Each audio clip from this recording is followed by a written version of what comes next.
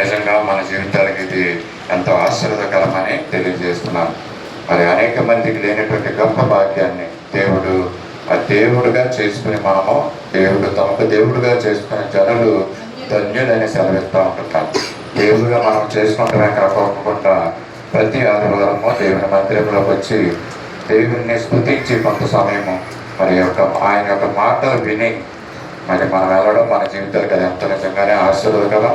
సంఘముగా కూడి ఉండటం ఇది మనకి నిజంగానే ఆశీర్వాదం. మరి అలాంటి పాత నిబంధన సంఘముగా ఉండేది, మరి అలాగే నూతన నిబంధన సంఘముగా కూడి ఉండడం కూడా పరిస్థితులు మనకు అందరికీ తెలుసు. ఈ దినాల్లో యేసు ప్రభు పునరుద్ధానం అయిన తర్వాత కూడా మరి అపోస్తలులు ఆ దినాల్లో మరి సంఘముగా కూడి మరి దేవుణ్ణి పాటలు పాడి కీర్తిస్తూ దినదినము ఆయన సన్నిధిలో గడపడం మనం చూస్తూ విన్నాం మనము. అలాగే వాక్యాన్ని కూడా మనం చూసి ఉన్నాం. మరి ఈ దినము కూడా కొన్ని 2 వారాలు 3 వారాల క్రితము సంఘము గురించి కొన్ని మాటలు నేను తెలియజేశాను. సంఘం అంటే నిజంగా, ఎందుకంటే ఇది ఎంతో మనకు ప్రాముఖ్యకరమైన విషయం. ఇది సంఘంలో ఉన్నటువంటి విశ్వాసులైనటువంటి మనము సంఘముగా కూడడం మనకి ఇది ఎంతో క్షేమకరమైనటువంటి విషయం. అలాగే సంఘము ఎలాంటిది అని అంటే, దేవుడు యేసు ప్రభుల వారు శిలువలో రక్తాన్ని చిందించి తన స్వరక్తాన్ని ఇచ్చి సంపాదించుకున్నటువంటి సంఘం ఈ సంఘమని ఒక 2 వారాల క్రితం మన మాటల్లో మనం ధ్యానం చేసాం దేవుని యొక్క వాక్యం. అంతేకాకుండా దేవుని సంఘములో దేవుణ్ణి స్తుతించడం అంటూ ఉంటుంది. అలాగే దేవుని యొక్క మాటలు తెలియజేయబడుతూ ఉంటాయి. ఈ విషయాన్ని కూడా మనము జ్ఞాపకం చేసుకున్నాం. అపోస్తలుల 20:28 మనం చూసాం. అప్పుడు ఆయన తన స్వరక్తం ఇచ్చి సంపాదించుకున్నటువంటి సంఘం అని మనము జ్ఞాపకం చేసుకున్నాం. మరి ఈ దినాన్ని కూడా దేవుడు ఇచ్చినటువంటి ఈ సంఘం, మరి దేవుని యొక్క కృప ఈ సంఘంపై ఉంటుందన్న విషయాన్ని కూడా మనము జ్ఞాపకం చేసుకోవాలి. ఈ విషయాన్ని ఏంటంటే, దేవుడు తన స్వరక్తం ఇచ్చి సంపాదించుకున్నటువంటి సంఘాన్ని మరి ఆయన కృపలో దీన్ని విస్తరింపజేస్తూ ఉంటున్నాడు అండి.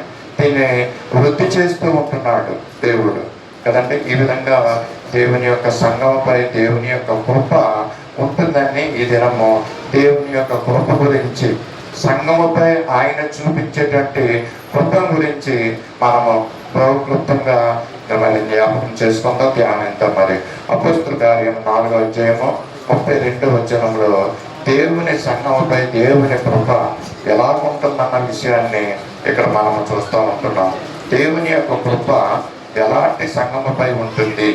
దేవుని యొక్క కృప అన్నది అపోస్తలుల కార్యము 4వ అధ్యాయము 32, 33 వచనాల్లో చూడండి.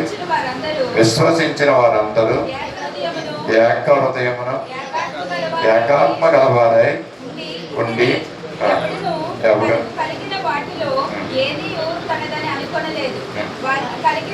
వారికి స్పష్టంగా ఉండేది. ఇదియుగాక అపోస్తలులు బహుబలముగా ప్రభువైన యేసు పునరుద్ధానమునందు కూర్చిన సాక్ష్యమిచ్చిది. దైవ కృప అందరి యందు అధికముగా ఉండేది. ఇక్కడ ఏం చూస్తున్నామంటే, వీళ్ళందరూ కూడా విశ్వసించిన వారందరూ దేవుని యొక్క వాక్యాన్ని మరి అపోస్తలులు మరి తెలియజేస్తున్న సమయంలో చాలా మంది విశ్వసించారంట. విశ్వసించిన వారందరూ ఏక హృదయమును ఏకాత్మయు కలిగి ఉన్నారంట. విశ్వసించినటువంటి విశ్వాసులు గల సంఘము మరి ఎలా ఉంటుందంటే, ఏక హృదయముతో ఏకాత్మతో ఉంటున్నాం.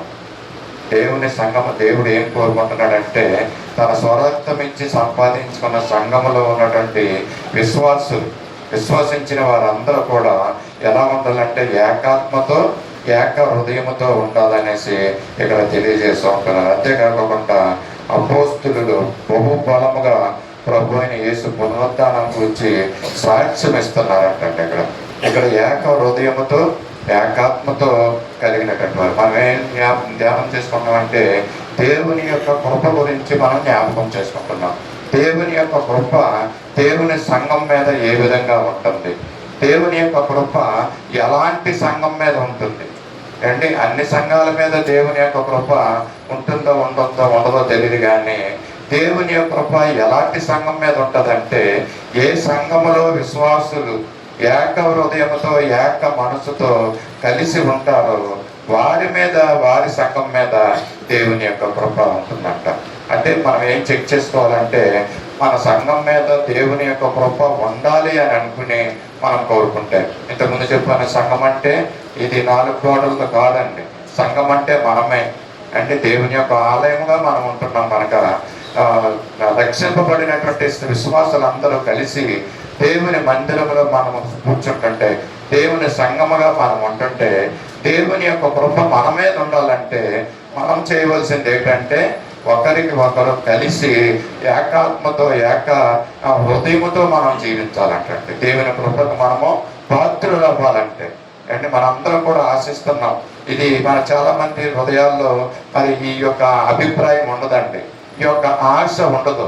ఏంటంటే నా మట్టుకు నేను రక్షింపబడ్డాను, నా మట్టుకు నేను మందిరానికి వెళ్తున్నాను, నా మట్టుకు నా రక్షణ కాపాడుకుంటే చాలులే అనేసి మనం అనుకుంటా ఉంటాం. కానీ ఇది సార్వత్రిక సంఘంగా మనము ఒకరినొకరిని కలిసి ఏకహృదయంతో ఉండాలి. ఒకటి సంఘాలన్నీ కూడా కలిసి సార్వత్రిక సంఘముగా కలిసి ఉండాలంట.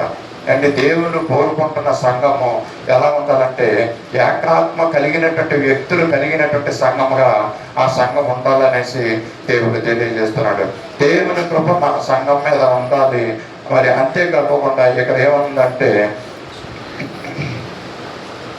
ఆ సంఘం మీద ఏక హృదయం ఏకాత్మ కలిగిన వారముగా అందరి మీద అధికముగా ఉందంట. 33వ వచనములో ఎలా ఉందంటే దేవుని కృప మామూలుగా లేదంటండి, అండి అందరి మీద అధికముగా ఉంటుందంట. దేవుని యొక్క కృప ఎంత అని మనం మెజర్ చేయలేమండి, దాన్ని కొలవలేము. ఆయన ప్రేమను కానీ ఆయన కృపను కానీ మనం కొలవలేమన్నమాట. అంత కృపామయుడు కాబట్టే మనం ఎంత వివేకులుగా అజ్ఞానులుగా మన లోకంలో జీవిస్తున్నప్పటికీ కూడా మరి దేవుడు మనల్ని కనికరిస్తూ ఉంటున్నాడు. ఆయన కృపామయుడు, ఆయన కృపను మన పట్ల చూపిస్తున్నాడు. మన పట్లే కాదు మన సంఘం పట్ల కూడా చూపిస్తున్నాడు. ఎంత చూపిస్తున్నాడంటే ఆయన అధికముగా ఆయన కృపను చూపిస్తున్నాడు అంట. దైవ కృప అందరి యందు మరి దేవుడు చూపిస్తున్నాడంట. ఇక్కడ మరి విశ్వసించిన బిడ్డలు కూడా ఇక్కడ అందరి యందు అధికముగా ఉందంటే.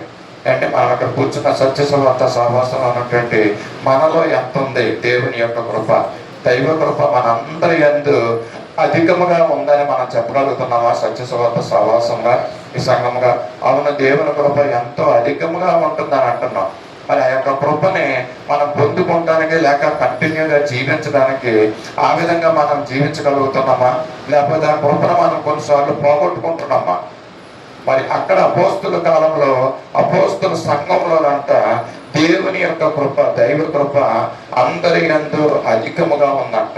ఎంత అధికముగా ఉందంటే మనం చేయలేని పనులు చేస్తున్నారంటే.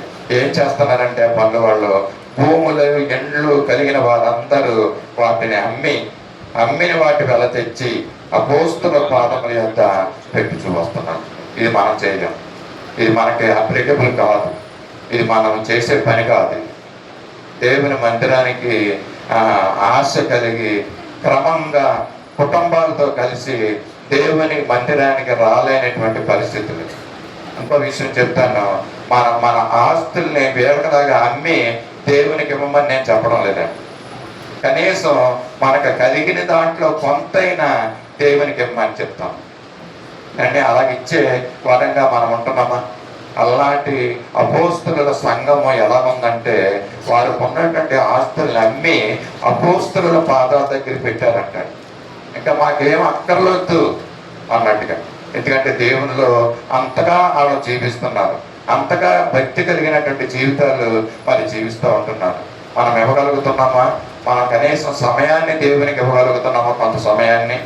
అపోస్తుల కాలంలో సంఘము ఏ విధంగా ఉంటుందంటే మరి వారి ఆస్తులు అమ్మి అపోస్తుల పాదాల దగ్గర పెట్టడం అక్కడ చూస్తున్నాం. అందుకనే దైవ కృప అక్కడ ఉన్నటువంటి విశ్వాసాలు అందరి ఎడల అధికముగా ఉంటుందన్నట్లుగా చూస్తున్నాము మన 33వ వచనంలో. అంతేకాకుండా ఎవరు ఎలా ఉన్నారంటే వారు సాక్ష్యం ఇచ్చేవారుగా ఉంటున్నారంటే. దేవునికి సాక్ష్యం ఇచ్చేవారుగా. ఒకటి వాళ్ళందరూ విశ్వాసాల సంఘం ఎలా ఉందంటే ఏక మనసు ఏక హృదయముతో ఆ యొక్క సంఘం ఉంటుందంటే. సంఘంలో ఉన్నటువంటి వ్యక్తుల యొక్క మరి అందరి హృదయాలు కూడా ఎలా ఉండాలంటే ప్రభు కొరకు ఏక హృదయముతో మనం ఉండాలంటే. అంటే అలా ఉండగలుగుతున్నారా సంఘాలు ఈ రోజుల్లో? సార్వత్రిక సంఘాల్లో మరి మిగతా సంఘాలు మనం చూస్తూ ఉంటుంటే ఆ సంఘాల్లో మరి ఒకరికి ఒకరు పడనటువంటి ఆ పరిస్థితులు ఉంటాయండి. అండి కొన్ని సంఘాల్లో ఎన్నో బట్టి సాతాండు విభేదాలు కలిగిస్తూ ఉంటాడు. ఎందుకో నాకు తెలియదు కానీ సాతాండు బహు బలంగా మరి మనుషుల్ని వాడుకుంటూ ఉంటాడు. మరి ఆ సమయంలో వారికి జ్ఞాపకం రావాల్సింది ఏంటంటే ఇదిగో అపోస్తుల కార్యాలు 4వ అధ్యాయము 32వ వచనం వారికి జ్ఞాపకం రావాలి. ఇదిగో ఒక వ్యక్తి ఒక కార్యం చేస్తున్నాడంటే సంఘం గురించి, పరిచర్య గురించి, ఇంకో వ్యక్తి ఏం చేయాలండి? ఆ వ్యక్తితోటి ఏకీభవించాలండి. ఆ వ్యక్తితోటి మనం అలా ఏకీభవించగలుగుతున్నామా అంటే సంఘాలు ఇలాగ ఏకీభవించగలుగుతున్నాయా? ఏక మనసు కలిగినటువంటి మరి సంఘాలుగా, వ్యక్తులుగా, విశ్వాసులుగా ఉండగలుగుతున్నారా? ఈ మధ్యాహ్న కాలంలో దేవుడు సంఘం అంటే ఏదో వచ్చి పోయే విధంగా మనం ఉండడం కాదండి. సంఘం అంటే అనేకమైనటువంటి విషయాలు ఉంటాయి కదా. సంఘంలో ఏక మనసు మనకు ఉండాలి. మొట్టమొదటిగా ఏక హృదయం మనకు ఉండాలి, ఏక ఆత్మ మనకు ఉండాలి. దేవుని యొక్క పరిచర్యలో, దేవుని యొక్క పనులు మనం చేస్తున్నామంటే ఒకరినొకరు మనం పురుకొలుపుకొని ఏక హృదయంతో మనము దేవుని కార్యాలు చేయాలి అన్నాడు కొత్త నిబంధన సంఘం, అపోస్తలుల సంఘము ఆ విధంగా ఉన్నట్టండి. మరి ఒకరినొకరు పురుకొలుపుకున్నారంట, ఒకరినొకరు ఏక మనసు కలిగి ఉన్నారంటండి, ఏక హృదయం కలిగి ఉన్నారంటండి. అండి ఇక్కడ ఏమనుకుంటున్నారంట, ఎవడును తనకు కలిగిన వాటిలో ఏది తనదని అనుకోలేదంట. ఇంకో గొప్ప విషయం ఇక్కడ అండి, తనకు కలిగి ఉన్నది ఎవరన్నా మన ప్రాపర్టీని కానీ, మనకున్నటువంటి వస్తువులు కానీ ఎవరన్నా ఏదైనా పాడు చేస్తే ఒప్పుకుంటామని మనము అస్సలు ఒప్పుకోమా కదా. ఇక్కడ అపోస్తుల సంఘంలో ఇక్కడ ఏంటంటే వాళ్ళకున్న వస్తువులు వాళ్ళే కాదనుకుంటున్నారంట. వాళ్ళకున్నది ఏది వాళ్ళు అక్కర్లేదు అన్నట్టుగా ఉన్నాయి. నా దేవుడు నాకుంటే ఈ లోకంలో నాకు ఏది అక్కర్లేదు అనే విషయాన్ని ఇక్కడ అపోస్తుల ఆదిమ సమితి యొక్క నూతన నిబంధన సంఘం వారు తెలియజేస్తూ ఉంటున్నారు. వారికి కలిగినదంతయు సమిష్టిగా ఉందంటండి. అండి ఉన్నటువంటి ఆస్తులు మనకు సమిష్టిగా ఉండకపోయినా కనీసం మన ఆలోచనలు, మన హృదయాలు, మన మనసులు కనీసం సమిష్టిగా ఉండగలుగుతున్నాయా? ఒకరు ఒక పని చేస్తుంటే రెండో వాళ్ళు దాన్ని ఇష్టపడరు. ఒక ఆలోచన చేసి ముందుకెళ్తానంటే మరి వారితో కలిసి ముందుకెళ్ళవలసింది పోయి మరి ఏం చేస్తారంటే వాళ్ళు ఇష్టపడలేటువంటి పరిస్థితులు. సాతాను ఇంత భయంకరంగా మరి ఒకళ్ళ మధ్యలో ఒకళ్ళు ఏకాభిప్రాయం లేకోకుండా చేసేస్తూ ఉంటాడు. ఇది సాతాను క్రియ. ఇది సాతాను క్రియ అని మనం తెలుసుకోవాలండి ఈ విషయాన్ని. ఎప్పుడైతే ఆటంకం కలుగుతుందో దేవుని పరిచర్యలో ఇది కంపల్సరీగా ఇంకా సాతాను క్రియ. ఎవరి వలన ఈ సాతాను మరి ప్రవేశించి మరి డిస్టర్బ్ చేస్తూ ఉంటాడో అది కంపల్సరీగా సాతాను క్రియ. దేవుని పరిచర్య అవనివ్వండి, దేవుని సువార్త సేవ అవనివ్వండి, మరొక పని అవ్వండి, మరొక కార్యం అవనంటే ఎలా ఉండాలంటే ఏక మనసుతో, ఏకాత్మతో మనం ఉండాలంట. అంతేకాకుండా మనము సాక్ష్యం ఇచ్చే సంఘం. ఎప్పుడు మన సంఘం సాక్ష్యంగా ఉండగలుగుతుందండి ఇతరుల దగ్గర? అంటే ఈ చుట్టుపక్కల పరిసర ప్రాంతాల్లో మరి కొన్ని సంఘాలు కూడా ఉన్నాయి, లేకపోతే కొంతమంది విశ్వాసులు ఉన్నారు, అనేక సంఘాలకు వెళ్తున్నటువంటి వారు ఉన్నారు. మన సంఘం ఏ విధంగా ఉంటుంది అంటే సాక్షిగా మరి ఇది ఉండగలుగుతుందా? మనం ఎప్పుడైతే మనందరము ఏకహృదయంతో మనం ఉంటున్నామో, ఏకమనసుతో మనం ఉంటున్నామో ఇది ఇతరులకి సాక్షిగా ఇది నిలబడుతూ ఉంటుంది సంఘం. మరి ఆ విధంగా ఉండగలుగుతుందా? సాక్ష్యం ఇచ్చే సంఘంగా ఉంటుందా ఇది? అంటే ఏక హృదయము, ఏకాభిప్రాయాలు, ఏక మనసు, అంతేకాకుండా సాక్ష్యం ఇచ్చే సంఘముగా ఈ దినాల్లో సంఘం ఉండాలని దేవుడు కోరుకుంటున్నాడు. మూడోదిగా వాళ్ళు ఏం చేస్తున్నారంటే మరి వాళ్ళ యొక్క ఇతరులకు సహాయపడే విధంగా అక్కడ అపోస్తుల కాలంలో యొక్క నూతన నిబంధన సంఘం ఉంటుందండి. అక్కడ వాళ్ళు ఏం చేస్తున్నారు? ఆస్తుల్ని అమ్ముతున్నారు. అంతేకాకుండా వాని అక్కల కొలది 35 ఆకల వచ్చిన ఉంటుంది. వాని అక్కల కొలది పంచి పెట్టారు కనుక వారిలో ఎవరికి కొదువు లేకపోయి ఉంటుందంటండి. వారు ప్రతి వాని అక్కల చొప్పున అంటే ఇతరులకు సహాయపడే విధంగా వాళ్ళ ఆ యొక్క అపోస్తలుల యొక్క సంఘము ఉంటుంది. 3 విషయాలు అపోస్తలుల యొక్క సంఘం ఏ విధంగా ఉంటుందంటే ఏక హృదయము, ఏకాభిప్రాయము కలిగి ఉంటుంది. మరి ఒకరినొకరు సహాయపడే విధంగా, ఒకరినొకరు మరి పురుకొలుపుకునే విధంగా ఉంటుందండి. ఈ దినాల్లో మరి ఒక వ్యక్తి ఒక విషయం చేస్తున్నాడంటే మరి ఒక 30 మంది అది ఎందుకు అలా చేస్తున్నాడు అనే అభిప్రాయంతో కలిగి ఉంటున్నటువంటి పరిస్థితులు ఈ దినాల్లో ఉంటున్నాయి. కానీ ఓకే, ఈ వ్యక్తి మంచి పని చేస్తున్నాడు కదా, ఓకే మనం కూడా వెళ్ళి ఆయనకి సహాయకరంగా మనం ఉందామన్న ఆలోచన మరి సైతాన్ని మనలో రానివ్వడం లేదు. సైతాన్ని పెట్టే బుద్ధి ఏంటంటే ఇదే ఎత్తుగతం చెయ్యాలి, ఈ రకమైనటువంటి ఒక పరిస్థితిని మరి యొక్క సాతానుడు క్రియేట్ చేస్తూ ఉంటాడు. అందుకనే ఏ విషయాన్ని జరగనవ్వకుండా చేసేస్తూ ఉంటాడు. అది డిస్టర్బ్ చేసే పనే సాతాను పనే. దేవుని పని మరి యొక్క సంఘంలో సేవ పరిచర్యలు విరివిగా జరగాలి అని, సువార్త సేవ జరగాలని, మరి ఇంకా అనేక సంఘాలు పురుకొల్పబడాలని, ఈ సంఘం సాక్షిగా ఉండాలని దేవుడు కోరుకుంటుంటే సాతాను చేసే పని ఏంటంటే ఇది ఏదో విధంగా ఎవరిలో ఒకళ్ళు దూరి మరి ఈ యొక్క సాతాను అడ్డు పెడతా ఉంటాడండి. దేవుని యొక్క కార్యాలు జరగకోకుండా, దేవుని నామానికి ఘనత రాకపోకుండా మరి సాతాను చేసే పనులు ఈ విధంగా ఉంటాయి. కనుక ఈ యొక్క మధ్యాహ్న కాల సమయంలో దేవుని యొక్క ప్రియమైన సంఘం గురించి మనం ధ్యానం చేస్తున్నాం. మనము ఐక్యత కలిగి ఉండమని చెప్తున్నాం, కానీ ఐక్యత లేకోకుండానే మనం జీవించేస్తాం. మరి ఇంతకుముందు కూడా చాలాసార్లు ఈ మాటలు విన్నారేమో, ఏకాత్మ కలిగి ఉండండిరా బాబు అని చెప్తున్నా, కానీ ఎంత మాత్రమో మరి ఈ మాటలు విన్నట్టుగానే ఉంటున్నాయి. బయటికి వెళ్ళగానే మరి ఎవరికాళ్ళు మరి డివైడ్ అయిపోతున్నట్టుగా ఉంటున్నాయి. ఎందుకైనా అలా చేస్తున్నాడు, ఎందుకైనా అలా చెప్తున్నాడు, ఇవే విషయాలు అనమాట బయటకు వచ్చేస్తాయి. ఎందుకంటే సాతానుడు తిష్ట వేసుకుని ఉంటాడండి. మాటలు వినేవాడు, మాటల గ్రహింపులు రానివాడు, జీవితాలు మారినవాడు. దేవుని వాక్యం ఏం చెప్తుందంటే ఏకాత్మ కలిగి ఉండంటానంటే ఏంటి ఆయన చెప్పేది? ఏకాత్మ దేనికి? నా ఇష్టం వచ్చినట్టు నేను ఉంటాను అని. నీ ఇష్టం వచ్చినట్టు ఉండరా బాబా అని సైతాన్ని వారి ఎంత వారిని ప్రోడోపించుకుంటూ వారి దగ్గరుంటూ కూడా పెట్టుకుని నడిపించుకుంటూ ఉంటున్న పరిస్థితులు ఉంటున్నాయండి. దేవుని వాక్యం చెప్తుంది దేవుని సంఘము ఎలా ఉండాలంటే ఏక ఆత్మ, ఏక హృదయము, ఏక మనస్సుతో ఏకాభిప్రాయము కలిగినటువంటిగా మరి సమిష్టిగా ఉండమని దేవుని యొక్క మాట చెప్తుంది.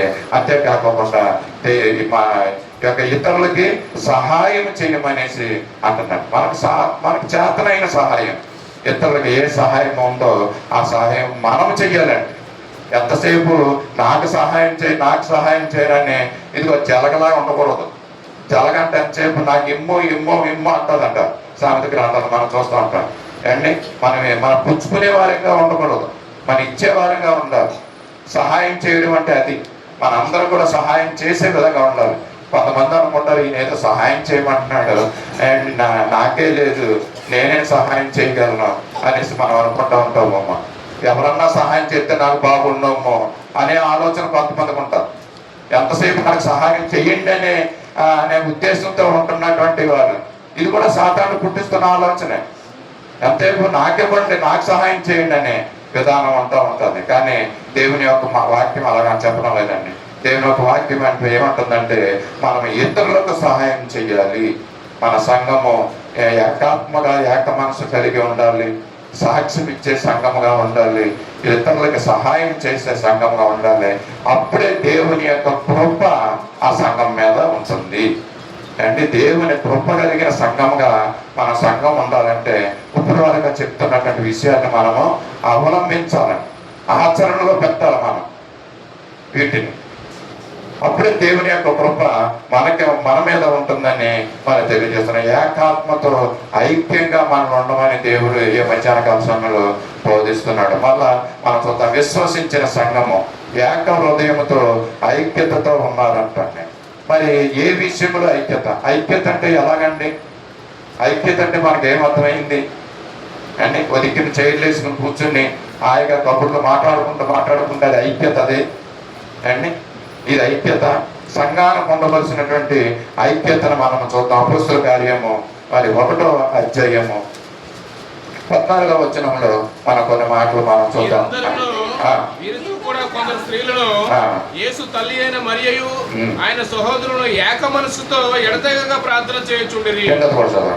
ఆ కాలమంది ఇంచుమించు 120 మంది సహోదరులు కూడి ఉండగా పేతురు వారి మధ్య నిలిచి చాలండి. ఇక్కడ ఏం చూస్తున్నామండి? ఇక్కడ అపోస్తులు అందరూ ఉంటున్నారు. 13వ వచనంలో మాటలు ఉన్నాయి. పేతురు, యోహాను, యాకోబు, అంద్రేయ, ఫిలిప్పు, తోమ, బర్తలోమయి, మత్తయి, అల్ఫయు కుమారుడు యాకోబు, జెలోతే అనబడిన సీమోను, యాకోబు కుమారుడు యోధ అనేవారు. వీళ్ళందరూ కూడా, వీరితో కూడా కొంతమంది స్త్రీలు కూడా ఉన్నారంటండి. ఆ స్త్రీలు యేసు తల్లి అయిన మరియ, ఆయన సహోదరులు, యేసు ప్రభు యొక్క సహోదరులు. వీళ్ళందరూ ఎలా ఉన్నారండి? ఏక మనసుతో ఎడతెగక ప్రార్థన చేస్తున్నారండి. ఎంత చెప్పాను కదండి, ఐక్యత అంటే ఏంటి? ఐక్యత మనకి ఉన్నానని ఎలాగ తెలుస్తుందంటే, మరి వీళ్ళందరూ కూడా ఏక మనసుతో అక్కడ కూడుకొని ఉన్నారంటండి. ఏక మనసుతో ఎడతెగగా ప్రార్థన చేస్తున్నారంటండి. సంఘముగా మనం చేయవలసిన పని ఏంటంటే ఏక మనసుతో ప్రార్థన చేయాలి అండి. ప్రార్థన ఇచ్చానంటే ఏం చేయాలంటే, నీ మట్టుకు నువ్వు ప్రార్థన చేసేస్తున్నావు, మిగతా వాళ్ళు మటుకు మిగతా పనుల్లో కార్యక్రమాల్లో బిజీగా ఉంటాం అండి. దేవుని సన్నిధిలో మీరు చూడండి, కావాలంటే ఇక్కడ ప్రార్థన ఇస్తాం ఒక వ్యక్తికి, ఆ వ్యక్తి ప్రార్థన చేస్తూ ఉంటారు. మిగతా వ్యక్తులందరూ ఏం చేస్తున్నారు చూడండి. ఆ సమయంలో మీరు ఇక్కడ ఏమంటారంటే, వారు ప్రార్థన చేస్తున్నప్పుడు ఏక మనసుతో వాళ్ళు కూడి ఉంటున్నారండి. అంటే వాళ్ళు కూడా వాళ్ళ హృదయాల్లో ప్రార్థన చేస్తున్నారు, ఎడతెగక ప్రార్థన చేస్తున్నారంటే. దేవుని యొక్క కృప మన సంఘం మీద ఉండాలంటే ఒక వ్యక్తి ప్రార్థన చేస్తున్నప్పుడు మిగతా వాళ్ళందరూ కూడా పళ్ళు మూసుకుని మన హృదయాల్లో మనము ఆ ప్రార్థించే వ్యక్తితో మనం కూడా మరి ఏకీభవించాలండి. అలా ఎంతమంది ఏకీభవించగలుగుతున్నారు? దేవుని సంఘంలో ప్రార్థన చేస్తున్నప్పుడు ఎంతమంది కళ్ళు విప్పుకొని అలా చూస్తూ ఉంటారు, పక్కోళ్ళతో చూస్తూ ఉంటారు, పక్కోళ్ళతో మాట్లాడుతూ ఉంటారు, పిల్లలతో చూసుకుంటూ ఉంటారు, పిల్లల్ని ముద్దులాడుకుంటూ ఉంటారు కొంతమంది, పిల్లల్ని గిల్లేవాడు కొంతమంది అండి. ఏక మనసుతో మరి ప్రార్థన చేయడం, ప్రార్థించగలుగుతున్నాం అలాగా. అలా ప్రార్థన చేసే సంఘం మీద దేవుని యొక్క కృప ఉంటుందంట. ఇప్పుడు మనం తెలుసుకోవాలి మన సంఘం ఎలా ఉందన్న. దేవుని కృప ఉందా మన సంఘం మీద? ఉంటే ఎంత మట్టుకు ఉంది దేవుని కృప?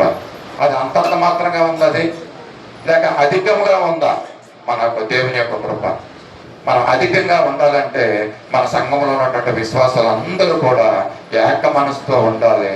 మరి ఏక మనసుతో కలిసి ప్రార్థించాలి, ప్రార్థించే వారితో కలిసి ఏకీభవించాలి. అలా చేయగలుగుతున్నామా? ఒక వ్యక్తి విజ్ఞాపన ప్రార్థన చేస్తుంటే మనం కూడా మన స్వరాలు నింపి ప్రార్థించవచ్చు, తప్పులేదు. అక్కడ ఏకీభవించవచ్చు. మరి మన పెదాలను మూసుకొని బిగబెట్టుకొని మనం ఉండవలసిన పరిస్థితి లేదు, అక్కడ ఉండవలసిన అవసరం లేదు. మనం కూడా ఆ వ్యక్తితో ఏకీభవించాలి.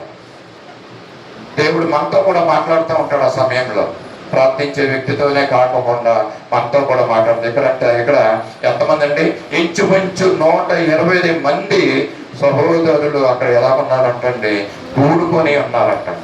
సంఘం ఎలా ఉండాలంటే కూడుకొని ఉండాలండి. 120 మంది ఎలా కూడుకున్నారంటే వాళ్ళు ఏక మనసుతో కూడుకొని ఉన్నారు.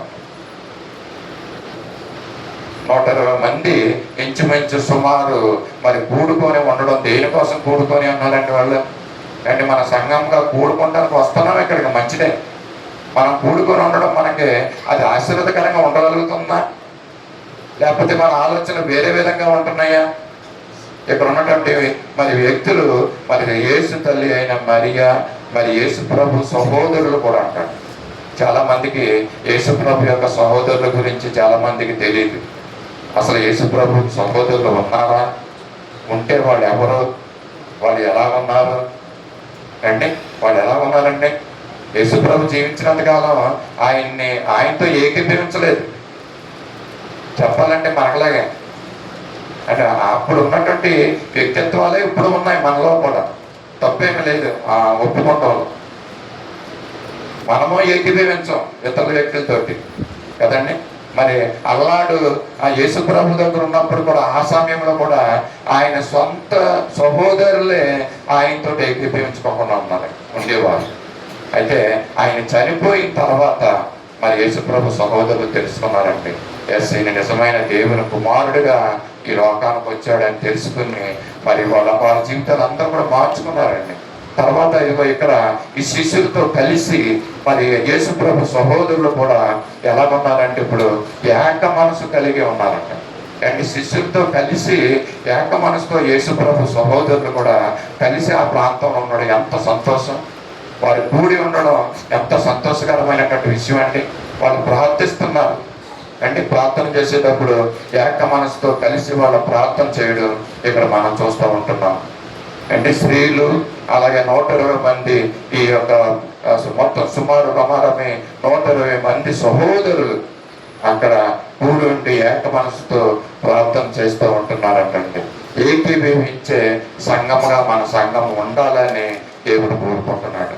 ఆయన కృప మన సంఘం మీద మన మీద చూపించాలని దేవుడు కోరుకుంటున్నాడు. కనుక అట్టి రీతిగా ఒకవేళ మనలో ఏమాత్రం ఒక రకమైనటువంటి అదేంటంటే నిర్లక్ష్యమైనటువంటి వైఖరి స్వభావం, అది సాతాను పెట్టినటువంటి ఆ హృదయంలో ఉంచినటువంటి స్వభావాన్ని మనం ఏం చేయాలంటే మార్చుకోవాలి, రూపాంతరం చెందాలి, దేవుళ్ళలోకి రావాలి. మనం సంపూర్ణంగా దేవుళ్ళలోకి వచ్చి మరి దేవుని సంఘముతో ఏకీభవించి దేవుని పరిచర్యలో ఏకీభవించడం, దేవుని మహిమపరిచే విషయంలో ఘనపరిచే విషయంలో ఏకీభవించడం మనం చేయవలసిన పని మధ్యాహ్నకాల సమయంలో దేవుడు మనకి తెలియజేస్తున్నాడు. ఏంటి అపోస్తలు శిష్యులు ఏక మనసు కలిగి వాళ్ళు ఉన్నారంటే.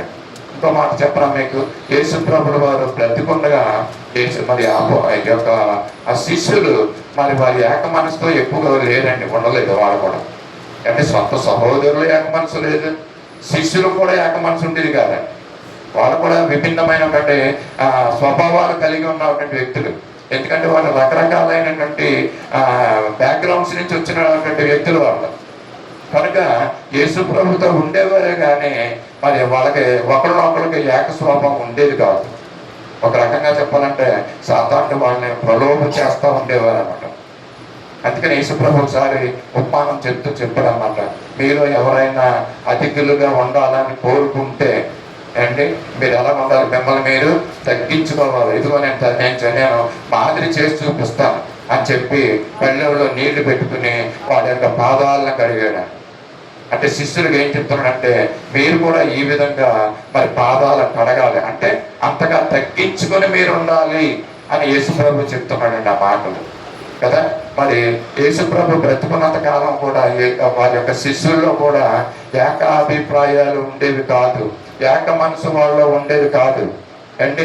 అందుకనే వాళ్ళు ఎప్పుడు కూడా మరి ఒక వాక్యాన్ని చూద్దాం. అపోస్తలుల కార్యం 5వ అధ్యాయం 12వ వచనంలో ఏమని ఉంటుందంటే వాళ్ళు అనేకమైన సూచక క్రియలు ప్రజల మధ్య అనేకమైన సూచక క్రియలు మహత్కార్యములను అపోస్తలుల చేత చేయబడుచుండెను, మరియు వారందరూ ఏక మనస్కులే సొలొమోను మండపంలో ఉండేది అండి. యేసుప్రభు యొక్క శిష్యులు మరి తర్వాత ఏమైందంటే వారు మహత్కార్యాలు చేస్తున్నారంటండి, సూచక క్రియలు చేస్తున్నారంట.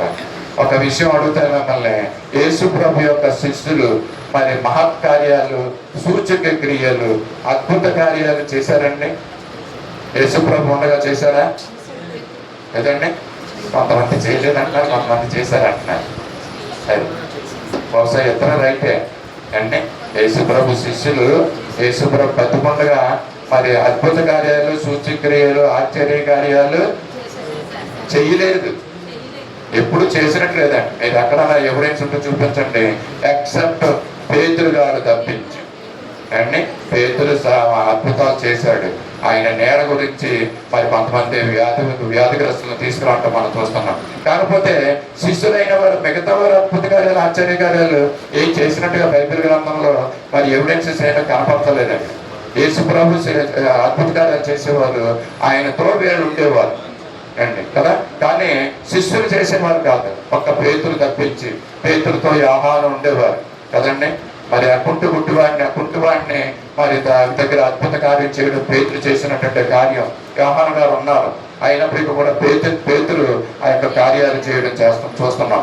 ఎప్పుడైతే ఈ యొక్క అపోస్తలులు ఏక మనసు కలిగి ఉన్నారో అప్పుడు వాళ్ళు మహత్కార్యాలు చేయడానికి మొదలైనయండి అండి. ఎప్పుడైతే అపోస్తలులో ఏక మనసు వచ్చిందో అప్పుడు వాళ్ళ సూచక్రియలు వాళ్ళ మధ్యన జరిగినట్లుగా ఈ అపోస్తుల కార్యం 5:12 వచనంలో మనం చూస్తాం. ప్రజల మధ్య అనేకమైన సూచక్రియలు మహత్కార్యములను అపోస్తుల చేత చేయుచుండని, ఎందుకంటే వాళ్ళు ఏక మనసుతో ఉన్నారు అండి. వాళ్ళు మనకు మాదిరి చూపిస్తున్నారు. అపోస్తులు ఏ విధంగా ఏక మనసు కలిగి ఉన్నారో, మరి అటువంటి అద్భుత కార్యాలు, ఆశ్చర్య కార్యాలు మనం చేయకపోయినా కనీసం మన సంఘాల్లో మరి ఆ యొక్క ఆశ్చర్య కార్యాలు జరిగేలాగా, దేవుని కృప మన సంఘం పట్ల ఉండేలాగా మనం ఎలా ఉండాలంటే, మనం దేవుని యొక్క కృపకు పాత్రులుగా ఉండాలంటే మనం ఏం చేయాలండి? ఏక మనసు కలిగి ఉండాలి. మనలో ఉన్నటువంటి విభిన్నమైనటువంటి అభిప్రాయాల్ని మనం వదులుకోవాలి. ఒకరి అభిప్రాయాలతో ఒకళ్ళు మరి ఏకీభవించాలి. ఒకవేళ దానివల్ల నష్టం వచ్చినా పర్లేదండి అండి, ఒక నష్టం జరిగినా పర్లేదు, కానీ ఒకరితో ఒకరు అభిప్రాయాలని ఏకీభవించే మరి అక్కడ మంచి ఆ యొక్క హ్యాబిట్ని మనం అలవాటు చేసుకోవాలండి. మరి ఏమి పంపలు మురుగుపోవు కానీ, ఏ నష్టాలు జరగవు కానీ, దేవుడు కాపాడుతాడు. కానీ మొట్టమొదటిగా మనం నేర్చుకోవాల్సింది ఏంటంటే, ఒక వ్యక్తి ఒక పనిని మనం చేస్తున్నప్పుడు ఆ వ్యక్తితో మనం కలిసి మరి ముందుకు వెళ్ళాలని చెప్తున్నారు. మరి అపోస్తులు కూడా, శిష్యులు కూడా ఆ విధంగానే భిన్నాభిప్రాయాలు ఉన్నప్పటికీ వాళ్ళ తర్వాత దేవుని సంపూర్ణంగా తెలుసుకుని యేసు ప్రభు పునరుత్థానుడు అయిన తర్వాత, ఆ శక్తి వాళ్ళ మీదకి వచ్చిన తర్వాత వాళ్ళు ఏక మనసుకులై సూచక్రియలు చేయడం చేస్తున్నారండి. అద్భుతాలు చేస్తున్నారు. 12 మంది కలిసి చేసే ఈ పని ఎప్పుడు అద్భుతాలు చేస్తున్నారంటే వాళ్ళు ఏక మనసు కలిగిన వారుగా ఉంటూ చేస్తున్నారండి. అపోస్తులుడైన పౌలు ఫిలిష్తీయులకి ఫిలిప్పీ వారికి రాస్తూ ఒక మాట తెలియజేస్తున్నాడంటే, ఆ మాట కూడా మనం చూద్దాం. అపోస్తులుడైన పౌలు ఫిలిప్పీ యొక్క వారికి మరి పరిచారులకి, మరి ఫిలిప్పులో ఉన్న క్రీస్తు యేసునందు సకల పరిశుద్ధులకు తెలియజేస్తున్న మాట.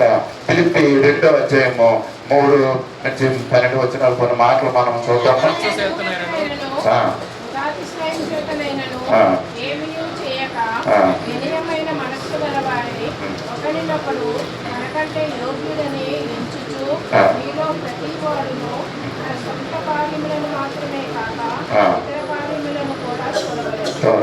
ఇక్కడ చూస్తున్నాం, ఇక్కడ ఏమంటారంటే ప్రభువునందు మరి ఏక మనసులు కలిగిన వారే ఒక్కదాని అంతే మరి ఉండాలంటే తన యొక్క సంతోషము పరిపూర్ణమవుతుందన్న మాటలు మనం చూస్తాం. ఫిలిప్పు 2:2లో మనం ఈ మాటలు మనం చూస్తున్నాం.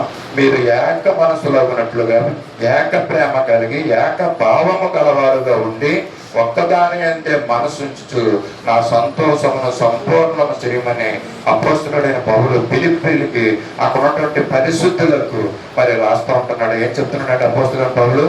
ఏక మనసులో ఉన్నట్లుగా ఏక ప్రేమ కలిగి ఉండాలంటే, ఏక భావము మనకు కలిగి ఉండాలంట. సంఘంలో ఎంతమంది మనం ఉన్నామో మన భావాలు ఎలా ఉండాలంటే ఒక్క తాటి కిందకి రావాలన్నమాట. ఒక్క తాడు కింద రావాలి మన భావాలన్నీ కూడా.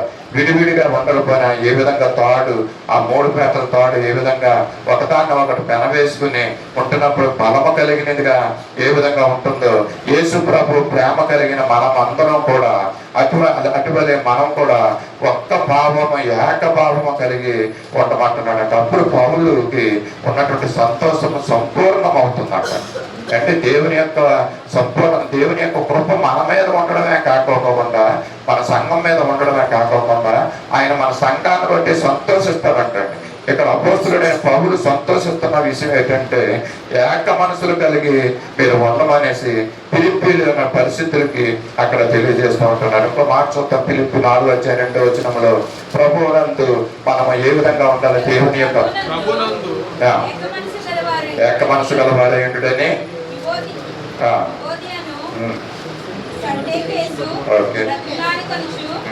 అవును నిజమైన సహకారి ఆ స్త్రీలు ఎలెఫెతుతో నా ఇతర సహకారులతోనూ సువార్త పనిలో నాతో కూడా ప్రయాసపడినవారు కనుక వారికి సహాయం చేయమని నేను వేడుకొనిచున్నాను. ఆ సహకారుల పేర్లు జీవగ్రంథంలో రాయబడి ఉన్నాయి. ఇక్కడ ఏమంటాడంటే ఫిలిప్పీ మళ్ళీ అదే అపోస్తులుడైన పౌలు ఏం రాస్తున్నాడంటే, ప్రభువునందు ఏక మనసు గలవారై ఉండిరి.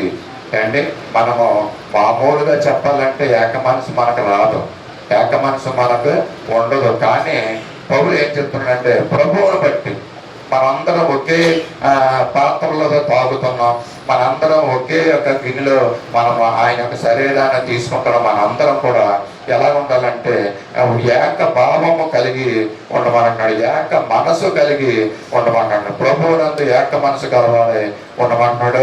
సువార్త పనిలో నాతో కూడా ప్రయాసపడుచున్న వారి పేర్లు జీవ గ్రంథంలో రాయబడి ఉంటాయండి. అంటే సువార్త పని, ఈ యొక్క సంఘ పరిచర్యలు ఎవరైతే మరి కలిసి ప్రయాసపడుతున్నారో వారి పేర్లు జీవ గ్రంథంలో ఉంటాయనేసి అపోస్తలుడైన పౌలు ఈ భక్తుడు మరి తెలియజేస్తూ ఉంటున్నాడు. మరొక భక్తుడు పేతురు భక్తుడు ఏమన్నాడంటే ఏక మనసు గురించి, దేవుని యొక్క కృప సంఘం మీద ఉండడం గురించి పేతురు భక్తుడు ఒక మాట ఏక మనసుగా ఉన్నాడు. పేతురు మొదటి పత్రిక 3వ అధ్యాయం 8వ వచనంలో మనం చూస్తూ ఉంటున్నాము. మీరందరూ ఏక మనస్కులై ఒకరి సుఖ దుఃఖములందు ఒకరు పాలు పొందాలి.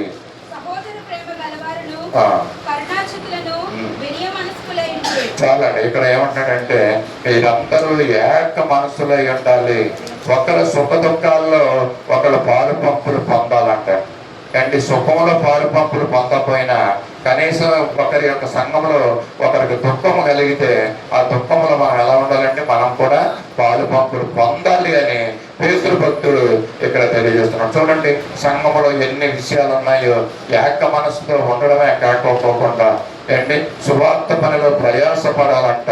అంతేకాకుండా ఏక మనసుతో ఒకరి సుఖ దుఃఖాలందు ఒకరు మనము పాలు పంపులు పొందాలంటండి. అంటే ఇలా పాలు పంపులు పొందే సంఘంపై దేవుని యొక్క కృప ఉంటుందంట.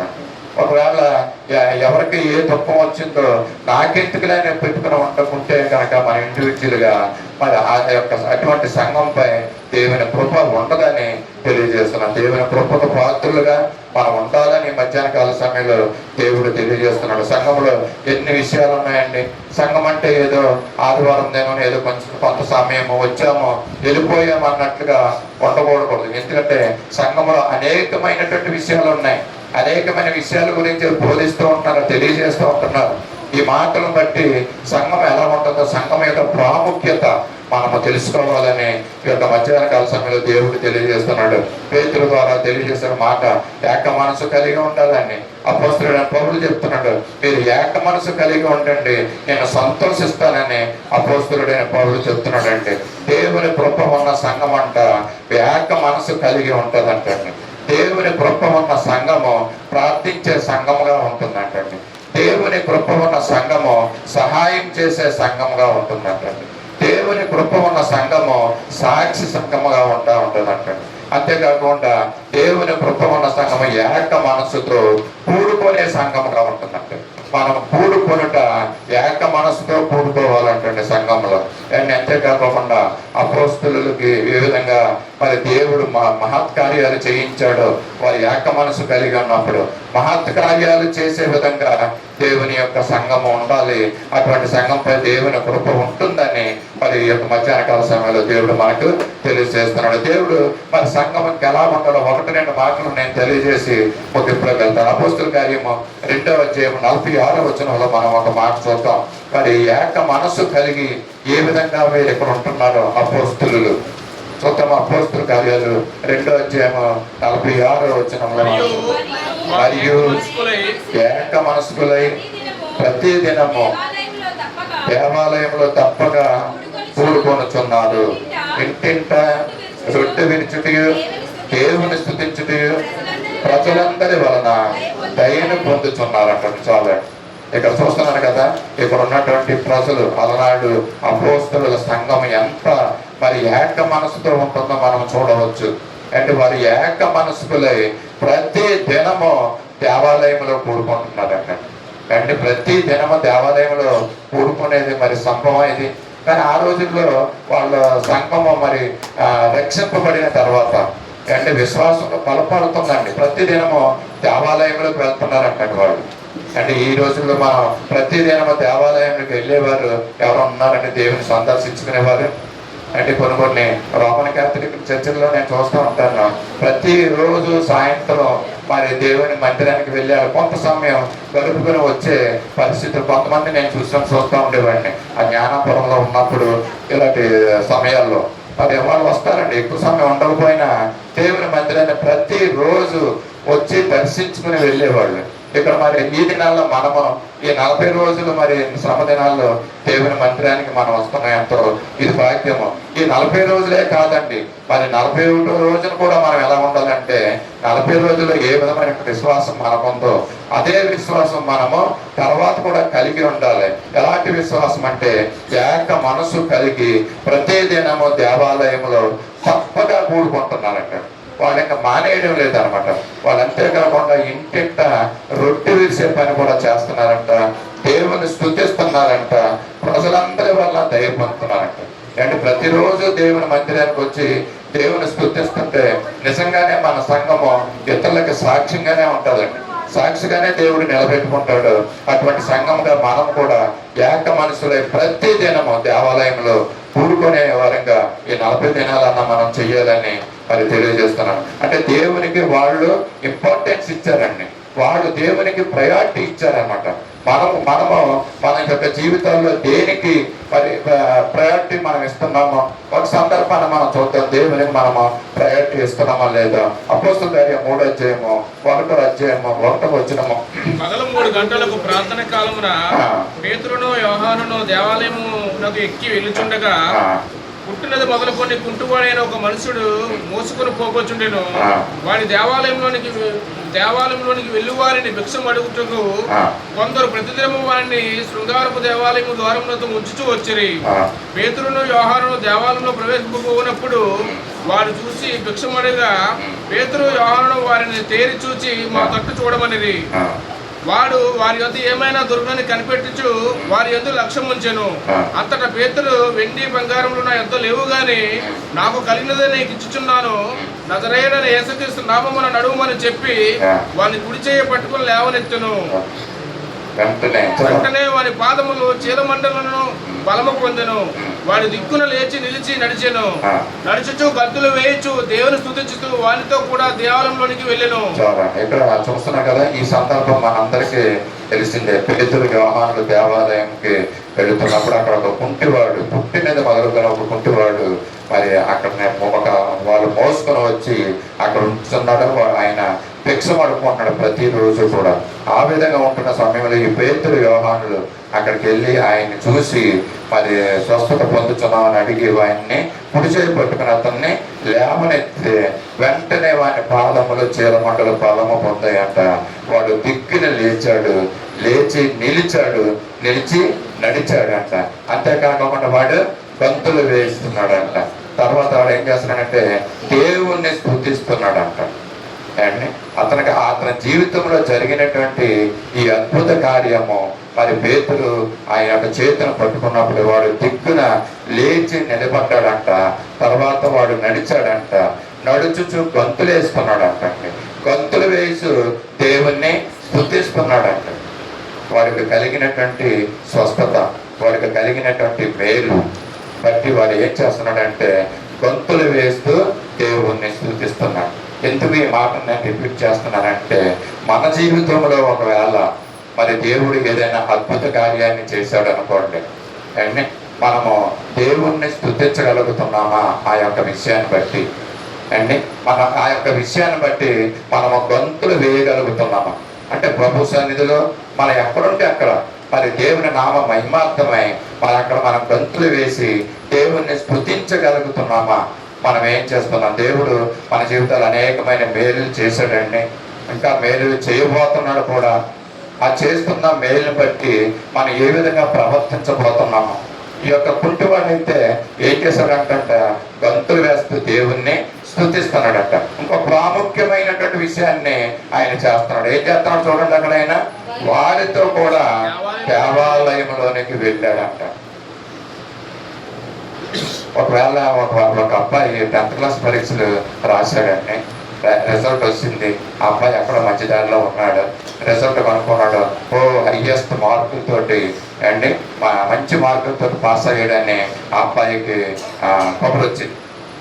వెంటనే ఏం చేస్తాడంటాడు, ఇదిగో ఈ కుంటలాగా ఆడు కూడా గొంతులేస్తాడు.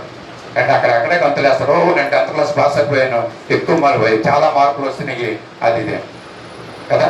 వెంటనే ఏం చేస్తాడంటే అతను రెండో పని అండి పార్టీ చేసుకుంటాను అండి అండ్ అంటే ఫ్రెండ్స్ దగ్గరికి వెళ్ళిపోతాడు అనమాట ఫస్ట్.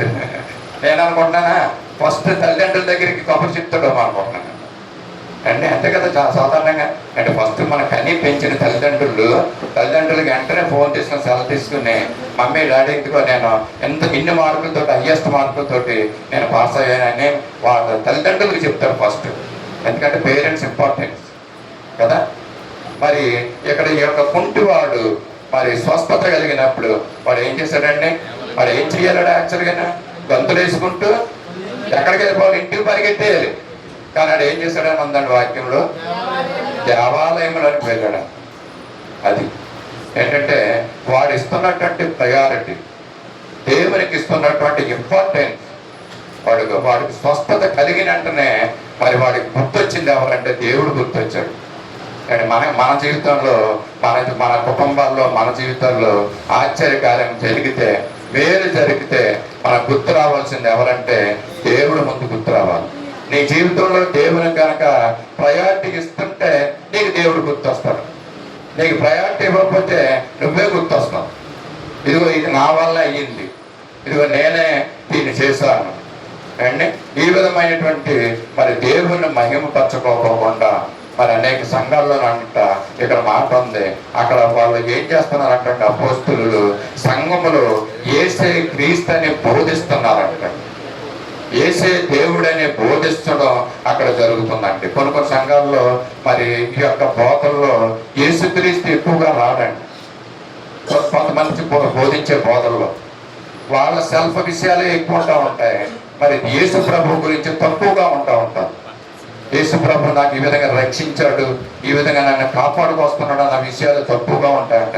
అందుకనే ఇశ్రాయేలు ప్రజల గురించి మోసేని ఏం చేశాడంట, మరి మోసే చనిపోయిన తర్వాత ఆయన యొక్క ఆ చనిపోయిన శరీరాన్ని ఇశ్రాయేలు ప్రజలకు కనపడకోకుండా చేశాడట. ఇశ్రాయేలు ప్రజలు సమాధి చేయడానికి లేదంటే మోసే శరీరాన్ని. ఎందుకంటే మోసే చేసిన అద్భుత కార్యాలు, ఆశ్చర్య కార్యాలు అంత గొప్పవి కాదండి. మరి ఇశ్రాయేలు ప్రజలు ఐగుప్తులో ఉండేవారు. ఐగుప్తులో ఉన్నటువంటి ఆచారాలు అన్నీ వాళ్ళకు ఉన్నాయి. మరి వాళ్ళు బయటకు వచ్చినప్పటికీ కూడా ఆ ఆచారాలు విడిచిపెట్టలేదండి. అక్కడ ఆచారాల్లో ఒక ఆచారం ఏంటంటే చనిపోయిన శవాలని మరి వాళ్ళు పాతి పెట్టుకోకుండా కొంత అంటే పెద్ద వారి యొక్క శవాలని ఏం చేస్తారంటే వాళ్ళు అక్కడ మరి ఆ యొక్క కఫిన్ బాక్సులు ఉంచుతారండి. వాళ్ళు అక్కడ సంవత్సరాల పొడుగునా ఉంచుతారు. ఇప్పటికీ కొన్ని మరి అక్కడ శవాలు అక్కడ ఉన్నాయండి. అక్కడ శవాలు కూడా మనం చూస్తూ ఉంటున్నాం అండి. మరి అక్కడ ఈజిప్ట్లో ఎక్కువగా ఇటువంటి మమ్మీలు అంటారండి. వాళ్ళు ఇటువంటి మమ్మీల్ని అక్కడ ఉంచడం జరుగుతూ ఉంటుంది. అక్కడ పిరమిడ్లు ఉంటా ఉంటాయి. ఈ విధంగా మరి ఒకవేళ ఇశ్రాయేలు ప్రజలు మోసే ఎంతకాలం అతనితో వాళ్ళతో ఉండి చేసిన అద్భుత కార్యాలను బట్టి, ఆశ్చర్యాలను బట్టి మరి మోసే దేవుడని ఒకవేళ పూజిస్తారేమో ఇశ్రాయేలు ప్రజలు. మరి ఆయన్ని మరి అక్కడ బలియాలు చేసి సమాధి చేసి ఆ సమాధి దగ్గర మోసేకి విగ్రహాలు కట్టి మరి అక్కడ ఒకవేళ ఆరాధిస్తారేమో అనేసి దేవుడు ఏం చేశాడంటే మోసే సమాధి కనపడకోకుండా చేశాడండి. ప్రజల్లో ఎలా ఉంటుందంటే మరి దేవుని కంటే వాళ్ళ ఇచ్చించుకుంటే ఎక్కువైపోతుందండి. అంటే దేవుడి కంటే ఆ ప్రజలే నేనే ఎక్కువ అన్నట్టుగా వాళ్ళు చేస్తూ ఉంటున్నారండి చాలా మంది కదా. ఈ రోజుల్లో మరి చాలా మంది సాక్ష్యాలు చెప్తూ ఉంటారు. ఆ సాక్ష్యాలు ఎలా ఉంటాయంటే దేవునికి మహిమకరంగా, దేవుని గణపరిచే విధంగా సాక్ష్యాలు ఉండడం లేదండి. ఆ సాక్ష్యం చెప్పడం గొప్పతనం కాదు, కానీ సాక్ష్యం చెప్పిన తర్వాత ఆ సాక్ష్యానికి తగ్గట్టుగా సాక్ష్య జీవితాన్ని జీవించాలి. మనం ఎలాంటి వాళ్ళం అంటే దేవుని యొక్క పత్రికలు మనల్ని ఇతరులు చదవాలండి. పత్రికలుగా మోసుకుని వెళ్ళేవారంగా మనం ఉండాలి. సాక్ష్యాలు చెప్పడం గొప్ప కాదు, కానీ సాక్షిగా జీవించడం గొప్ప అని మరి తెలియజేస్తున్నాను. ఈ యొక్క మధ్యాహ్న కాల సమయంలో దేవుడు మనకు తెలియజేసేది ఏంటంటే మనము మరి దేవునికి ముందు ప్రయారిటీ మనము ఇవ్వాలండి. దేవునికి ఇంపార్టెన్స్ ఇవ్వాలనేసి ఉదయకాల సమయంలో తెలియజేస్తున్నాను. ఇక్కడ ఈ కుంటివాడు ఎవరికి ఇచ్చాడండి ఇంపార్టెన్స్ అండి? దేవాలయానికి ఇచ్చాడు, మందిరానికి ఇచ్చాడు, సంఘానికి ఇచ్చాడు ఆయన. నేను అనుకుంటాను మరి అక్కడ చాలా కాలం కూర్చుని మరి దేవుని యొక్క వాక్యాలు వింటున్నాడేమో ఆయన కూడా. అంటే విని అతని మనసు మారిందేమో, దేవుడు అందుకని స్వస్థత ఇచ్చాడేమో అండి. స్వస్థత ఇవ్వగానే అతను ఏం చేశాడంటే, ఇప్పుడు ఎంతకాలం వింటున్న వాక్యాలు మరి ఎలాగున్నాయో ఏంటో అనేసి దాని మీద ఆశ కలిగి ముందు దేవుని యొక్క ఆలయంలోకి వెళ్ళినట్లుగా మనము చూస్తున్నాం. మనం కూడా మన యొక్క గొప్పతనాలు కాదు కానీ దేవుడు మనల్ని జీవింప చేస్తున్న ఆ దేవుణ్ణి మనం ఎంత సమయమో మనం మహింపరచాలని తెలియజేస్తున్నాం. అటువంటి సాక్ష్యాలు కలిగినటువంటి సంఘంపై దేవుని యొక్క కృప ఉంటుందండి. దేవుని మహింపరచుకోకుండా మనుషులే మహింపరచుకుంటూ కనపరుచుకుంటూ ఉంటే అటువంటి సంఘాల మీద దేవుని యొక్క కృప ఉండదని యొక్క మధ్యాహ్న కాల సమయంలో తెలియజేస్తున్నాను. ఇంకో మాట, మరి దేవుని యొక్క సంఘంపై దేవుని యొక్క కృప ఉంటుంది, అంతేకాకుండా దేవుని యొక్క మహిమ కూడా ఉంటుందంట. ఈ మాట చెప్పుకుని మనం ముగించుకున్నాం. రాజుల మొదటి గ్రంథము 8వ అధ్యాయం 11వ వచనములో ఏమనంటా ఉంటారంటే, దేవుని యొక్క తేజో మహిమ దేవుని మందిరములో, యెహోవా తేజో మహిమ యెహోవా మందిరములో నిండుకొనగా ఆ మేఘము హేతువు చేత యాజకులు సేవ చేయుటకు నిలవలేకపోయినాక, అంటే మందిరములో సంఘములో మనము అసామాసిగా ఏదో ఈజీగా మనము తీసుకుంటున్నటువంటి ఈ స్థలము అంటే దేవుని మందిరం అనగానే ఇంత భయభక్తులతో కూడి మనం ఇక్కడ ఉండాలండి. అంటే చెప్తాను కదా, ఏక మనసుతో మన మనసు అంతా కూడా దేవుని మీద కేంద్రీకరించుకుని మనం ఉండాలండి. ఆయన మహింపరిచే ఉద్దేశంతో మనం దేవుని మందిరంలో ఉండాలి. ఎందుకంటే ఆయన యొక్క తేజో మహిమ దేవుని మందిరంలో ఉంటుందంటండి. ఎలాగుంటుందంటే ఆ తేజో మహిమ ఆ యాజకులు కూడా అక్కడ లోపల నిలవబడలేనటువంటి పరిస్థితి అంటండి దేవుని మందిరం. అంటే దేవుని సంఘం యొక్క ఇంపార్టెన్స్ మనం తెలుసుకున్నాం. దేవుని సంఘము దేవుని కృపతో నిండి ఉంటుంది. దేవుని యొక్క సంఘము దేవుని యొక్క తేజో మహిమతో ఉంటుందండి. అంతేకాకుండా దేవుని యొక్క సంఘానికి ఒక సహాయకారుడుగా ఉంటున్నాడంట. రెఫరెన్స్ తీయక్కర్వద్దు, నేను ముగిస్తాను. కీర్తన 46:1 మరి తండ్రి అయిన దేవుడుగా, కుమారుడైన దేవుడుగా, పరిశుద్ధాత్ముడైన దేవుడుగా ఆయన యొక్క సంఘాన్ని మరి అన్ని విధాల సహాయం చేస్తూ కాపాడుకొస్తున్నాడు అంటండి. ఏమనుందంటే 46:1 కీర్తన, దేవుడు ఆపత్కాలంలో నమ్మదగిన సహాయకుడు. సంఘానికి సంఘంలో ఉన్న బిడ్డలకు ఆపత్కాలాల్లో దేవుడు సహాయకుడుగా ఉంటున్నాడు అంటే. ఎబ్రీ 13:6 మరి ప్రభువు అంటే కుమారుడైన దేవుడు నిన్ను ఏమాత్రమే విడువనని ఎన్నడని ఎడబాయనని ఆయనే చెప్పారంట. ప్రభువే చెప్తున్నాడంట. దేవుని సంఘానికి దేవుని కృప ఉండడమే కాదు, దేవుని యొక్క సహాయం కూడా ఉంటుందంట. ఎలా ఉంటుందంటే తండ్రి కుమార పరిశుద్ధాత్మలుగా దేవుని యొక్క సంఘం మీద ఆయన యొక్క కృప ఉంటుందంటండి. ఇక్కడ చూస్తున్నాం.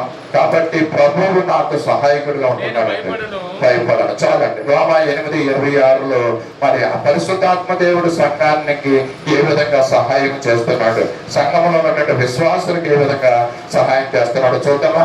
అటువలే ఆత్మయు మన బలహీనతను చూసి సహాయం చేస్తున్నాడు అంటాడు. చాలు. అంతేకాకుండా లాస్ట్ లో అన్నాడు, ఆత్మ తానే మన పక్షముగా విజ్ఞాపన చేస్తున్నాడు అంటాడు. పరిశుద్ధాత్మ దేవుడు ఈ యొక్క సంఘాన్ని కాస్తున్నాడు అండి. అంటే దీన్ని కాపుతున్నాడు దేవుని యొక్క సంఘాన్ని. మరి ఆయన కృపలో మరి పెంపాలింప చేస్తున్నాడు. అతికేక ఆయన సహాయం చేసే దేవుడుగా ఉంటున్నాడు. ఆయన యొక్క ఆత్మని మన సంఘంలో ఉంచుతున్నాడు. పరిశుద్ధాత్మ దేవుడు ఆదరణకర్త మన సంఘంలో మనతో ఉంటూ మనల్ని నడిపిస్తూ ఉంటున్నాడు. ఎంత గొప్ప మరి ఆశ్చర్యకరమైనటువంటి విషయము. ఇటువంటి గొప్ప కృపలో మనము ముందుకు సాగలుగుతున్నాం. మన గొప్పతనం కాదు, మన శక్తి కాదు. ఇవ్వండి ఏంటి, ఇదంతా దేవుడు తన ఉచితమైన కృప ద్వారా మన సజీవులుగా ఉంటూ ఆయన యొక్క పరిచర్యలు మరి యొక్క జీవితాన్ని జీవించడానికి ముందుకు నడిపిస్తున్నాడు. ఆయుష్కాలాన్ని దేవుడు మనకి ఇస్తున్నాడు. అని కనుక మనం ఎల్లప్పుడూ వినయ మనస్కులు గలవారమై, ఏక మనసు గలవారమై మరి దేవుళ్ళు మనం ముందు సాగాలని, మరి సంఘము అట్రీతిగా ఉండాలని దేవుడు కోరుకుంటున్నాడు. మన సంఘం ఆ విధంగా ఉండాలని మనందరం కూడా ప్రార్థిద్దాం. మనము విశ్వాసులుగా ఏక మనసులో కలిగి మరి ఈ యొక్క పరిచర్యలో అందరం కూడా సహకరించినట్లయితే దేవుని కృప కూడా మన సంఘం మీద ఉండి మనల్ని నడిపించిన కాక దేవుడి ప్రతి మాటలు మన వెనుకల్లో దీవెనకరంగా ఆశీర్వాదకరంగా చేయను కదా.